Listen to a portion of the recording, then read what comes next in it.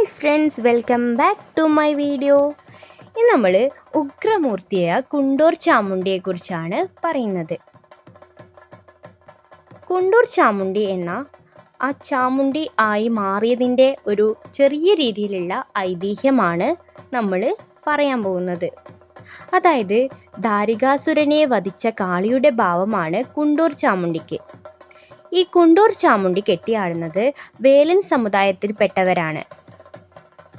നാട്ടുപരദേവത എന്നും വീട്ടുപരദേവത എന്നും ഈ ദേവി അറിയപ്പെടുന്നുണ്ട്. ദാരികാസുരനെ വധിച്ച കാളി അസുര നിഗ്രഹത്തിനു ശേഷം പുണ്യതീർത്ഥവും കുഷ്യതീർത്ഥവും നീരാടിയെങ്കിലും അശുദ്ധി നീങ്ങാത്തതിനാൽ കാളി കുളിച്ച് ശുദ്ധി നേടാനായി കാവേരി നദീതീരത്തെത്തി.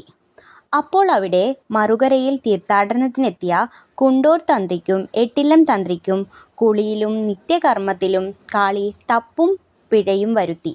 കാളി സാന്നിധ്യം മനസ്സിലാക്കിയ കുണ്ടൂർ തന്ത്രി 3.25 നാഴിക കൊണ്ട് ഒരു ചെമ്പുകിടാരം ഉണ്ടാക്കി കാളിയെ അതിൽ ആവാഹിച്ചിരുത്തി. ചെമ്പുപാത്രവുമായി തന്ത്രി യാത്ര തുടർന്നു. ഒരു പാലുള്ള വൃക്ഷച്ചുവട്ടിൽ വിശ്രമിച്ച 2 തന്ത്രിമാർക്കും ദേവി ഇളം കാറ്റുവീശി നിദ്ര ഒരുക്കിക്കൊടുത്തു.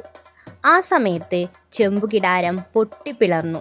പുറത്തു വന്ന കാളി 101 കന്നുകാലി പൈതങ്ങളെ ഒരു നാവുകൊണ്ട് ഭക്ഷിച്ചു. കാളി സാന്നിധ്യം മനസ്സിലാക്കിയ നാടുവാഴുന്ന ഉടയവർ, ഇത്രയും ശക്തിയുള്ള ദേവിയാണെങ്കിൽ എൻ്റെ കന്നുകാലി പൈതങ്ങളെ പഴയതുപോലെ നിലനിർത്തി തന്നാൽ കുണ്ടൂർ അപ്പൻ്റെ വലതുഭാഗം ഇരിപ്പാൻ പീഠവും പിടിപ്പാൻ ആയുധവും തന്ന് കുടിയിരുത്താം എന്നു പറഞ്ഞു. അത് കേട്ട കാളി പെട്ടെന്ന് തന്നെ കന്നുകാലി പൈതങ്ങളെ പഴയതുപോലെയാക്കി. ഉടനെ തന്നെ നാടുവാഴി പറഞ്ഞ വാക്കു പാലിച്ചു.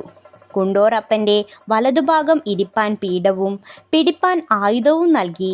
അങ്ങനെയാണ് ഉഗ്രമൂർത്തിയായ കുണ്ടൂർ ചാമുണ്ടിയായി മാറുന്നത്.